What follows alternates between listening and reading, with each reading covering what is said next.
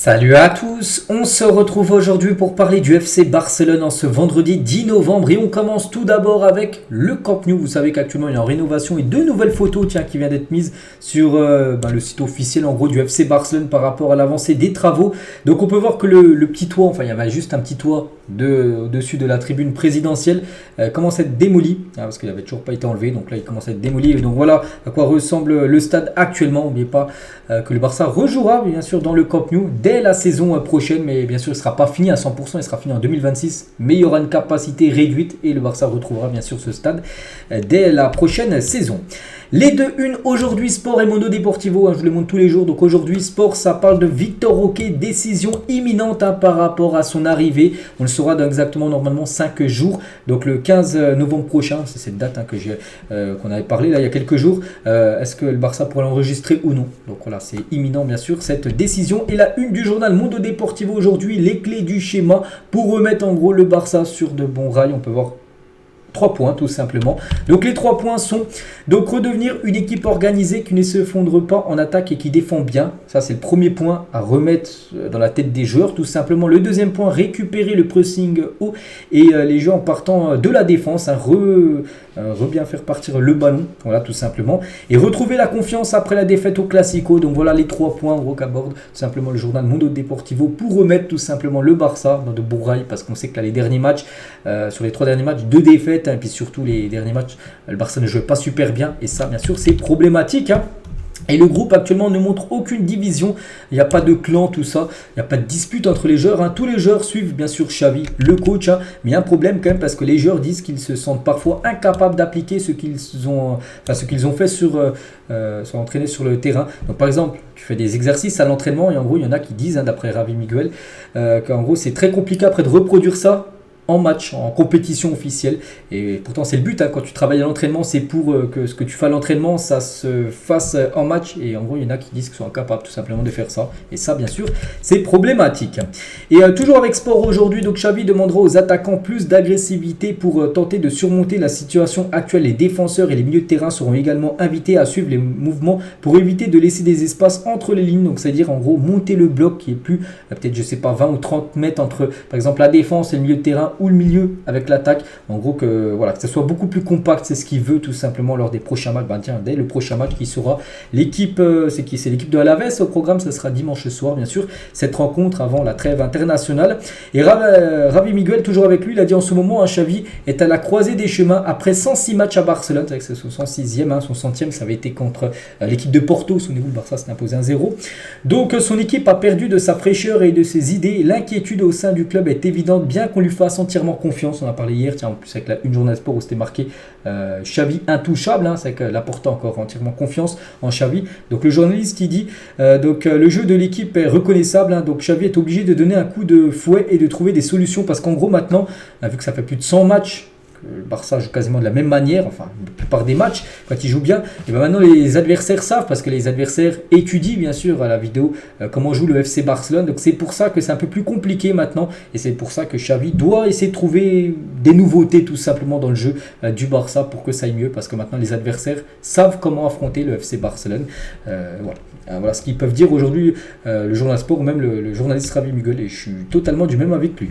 Et concernant ce match après-demain, une petite info, donc l'arbitre les gars ça sera Busquets Ferrer qui arbitrera le match entre Barcelone et Alaves après-demain. Voilà, ce match n'oubliez pas se déroulera du côté du stade Montjuïc. Concernant la trêve internationale qui se profile, c'est la semaine prochaine, concernant Pedri d'après le journal AS ne sera pas dans la liste de l'Espagne pour la trêve.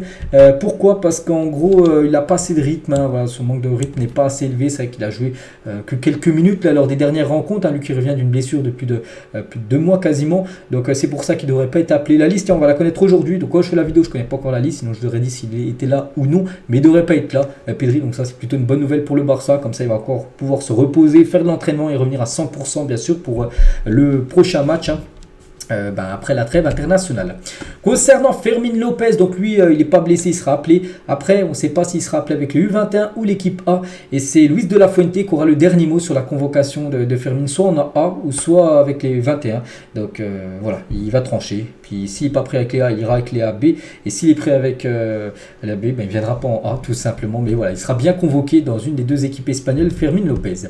On va parler de Gundogan, donc lui aussi normalement aujourd'hui, tiens, on va connaître la liste de l'Allemagne, et Gundogan devrait être également appelé. Donc il a joué beaucoup. On espère, on croise les doigts qu'il n'y a pas de blessure, parce qu'on sait que quand des joueurs jouent beaucoup, il y a des blessures. Il a joué quand même 90 minutes lors de 13 matchs d'affilée en club et en sélection. Sur les 13 derniers matchs, il a joué à chaque fois le match entier. Il n'a pas été reposé. Donc là, il sera appelé en Allemagne avec la sélection allemande. Donc on pense qu'il va jouer.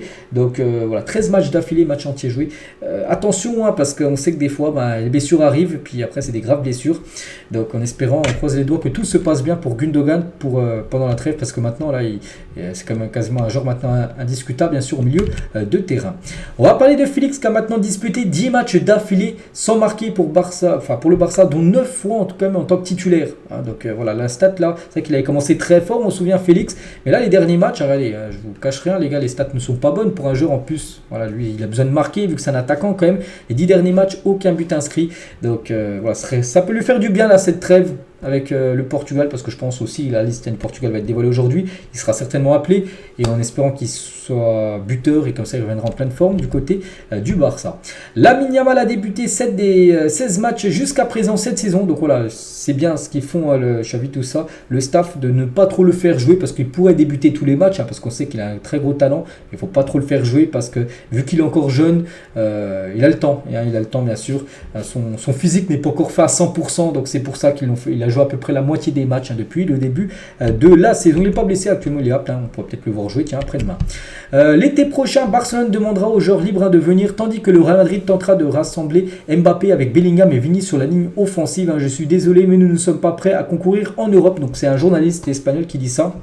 En gros, que le Barça, niveau financier, c'est compliqué à faire venir des joueurs. Du coup, tu essaies de recruter des joueurs libres, c'est-à-dire des bons coups, voilà, ou des joueurs en prêt, les faire revenir, mais tu peux pas faire des gros coûts financiers, en gros, à acheter un joueur à plus de 80 millions d'euros, parce qu'en gros tu ne peux pas, alors que ton grand rival, le Real Madrid, eux, ils veulent faire Kylian Mbappé, ils ont déjà Bellingham et Vini, et c'est pour ça que ce journaliste dit en gros c'est compliqué à concourir en Europe tout simplement, parce que le Barça est trop restreint par rapport à ses finances. La volonté du Barça aussi est de recruter Félix et Cancelo à la fin de leur prêt, mais c'est pas certain 100%. Ils veulent, bien sûr, le Barça aimerait avoir ces deux-là, les acheter définitivement, mais voilà, ça va être compliqué aussi, parce qu'ils sont prêtés leurs deux clubs, donc que ce soit l'Atlético qui en demande au moins 80, voire 85 millions d'euros, et City qui en demande au moins 20-25 millions d'euros pour Cancelo. C'est des grosses sommes. Est-ce que le Barça aura ces sommes-là en fin de saison? Ça, c'est pas sûr. Xavi surtout décompte beaucoup de confiance en Marc Bernal, et le voit comme le milieu de terrain avec le plus gros potentiel du côté de la Masia. Lui, c'est un joueur qui joue un peu pivot. Il y en a beaucoup qui le considèrent comme le nouveau Busquets. Donc pour l'instant, il joue beaucoup avec l'équipe B, voilà, avec les U19, et on pourrait le voir très prochainement. En plus, c'est un nom que j'entends souvent, Marc Bernal, les gars, un nom à surveiller. On pourrait le voir très prochainement avec l'équipe première. Jules Koundé a été convoqué par l'équipe de France pour les prochains matchs. Félicitations à Koundé, il n'avait pas été là lors des 2 derniers matchs des Bleus. Il fait son retour, Jules Koundé, parce qu'il a été blessé lors du dernier coup. Donc là, il fait son retour, donc c'est mérité bien sûr pour le défenseur du Barça. Frenkie de Jong et Sergi Roberto n'ont toujours pas été autorisés par l'équipe médicale à jouer. Donc concernant le match après-demain, il y a de fortes chances que les deux soient de nouveau forfait. Sergi Roberto, c'est quasiment sûr, et Frenkie de Jong, je pense que ça sera la même chose. Ils reviendront après la trêve internationale, pas de risque pris. Et puis les deux pourraient être forfaits. Roberto, de toute façon, il n'avait pas été convoqué avec l'Espagne, mais de Jong, il aurait pu être convoqué avec les Pays-Bas. J'ai pas vu la liste, mais il y a des chances qu'il soit forfait. Frenkie de Jong. Il y a beaucoup de travail à faire, tant collectivement qu'individuellement, pour récupérer la meilleure version de Lewandowski. On sait que Lewandowski déçoit. On va pas se mentir, les gars. Saison dernière, ça a été correct, même très correct. Mais là, cette saison, on attend beaucoup plus quand même de l'attaquant polonais. Ça fait 3 mois, il a marqué, je crois, seulement 6 buts. 6 buts toutes compétitions confondues. Je crois qu'il a 5 en Liga, puis 1 en Ligue des Champions. C'est pas assez, les gars, pour un joueur comme Lewandowski. Même si ce serait une grave erreur de pointer uniquement l'attaquant polonais, sur le manque de buts des attaquants. Mais bon, Lewandowski dans une période délicate. C'est vrai que quand on pense à ce joueur, les gars, à l'époque, était plus indésirable du côté du Barça. Lui, il fait du très gros taf. Luc de Jong, c'est un joueur bien sûr du Barça. 19 matchs, 16 buts et 8 passes D. Quand même, il a ses stats du côté du PSV. C'est vrai que si on compare avec Lewandowski à 6 buts, lui, il a déjà inscrit 16 et 8 passes D du côté de son club, du PSV Eindhoven. Les 3 joueurs du Barça les plus rapides, bon, sans surprise, Baldé, je m'en doutais que c'était lui en tête. C'est bien Baldé. Arrojo, ça c'est plutôt une surprise. Arrojo, deuxième joueur le plus rapide du club, voilà. Et Rafinha le troisième, et cette fois-ci les 3 plus lents, vous pensez à qui? Je pense, moi je le sais déjà parce que j'ai déjà vu l'info, mais peut-être Oriol Romeu, et c'est bien lui les gars. Romeu c'est le plus lent bien sûr. Pedri Gonzalez, deuxième plus lent, et Fermin Lopez, ça c'est plutôt une surprise, je pensais qu'il était plutôt rapide, mais c'est le troisième plus lent de l'équipe, donc voilà. Ansu Fati, tiens, des nouvelles du genre prêté par le Barça Brighton. Il a été buteur hier, parce qu'hier il y avait de l'Europa League, il a joué 64 minutes, donc il a marqué un but et une passe D. Ils ont gagné 2-0 Brighton Amsterdam et décisif sur les 2 buts. Donc félicitations bien sûr, et depuis qu'il a rejoint Brighton, il a marqué 4 buts et une passe D. Pas mal concluant bien sûr son prêt. N'oubliez pas qu'il est prêté sans option d'achat, donc il reviendra bien sûr au Barça l'été prochain, Ansu Fati. Donc c'est qu'il performe, et c'est que ce joueur là, on se dit avec des stats comme ça, peut-être qu'il aurait pu aider le Barça cette saison. Et son entraîneur de Zerbi du côté de Brighton, il a dit Fati, j'attends toujours plus de lui. Oui, il a très bien joué, mais après le deuxième but, il a eu des occasions de marquer d'autres buts dans le match hier, il doit en faire encore plus tout simplement. Donc voilà ce que pense son entraîneur par rapport aux performances d'Ansu Fati. Et on finit avec Ansu Fati aujourd'hui, parce qu'on est plutôt content bien sûr de son rendement en Angleterre. Donc voilà ce qu'il y avait à dire, j'espère que ça vous a plu. On se retrouve demain samedi, on sera la veille du match contre Alaves, on commencera bien sûr à en parler. Allez, moi je vous souhaite une bonne journée et à demain.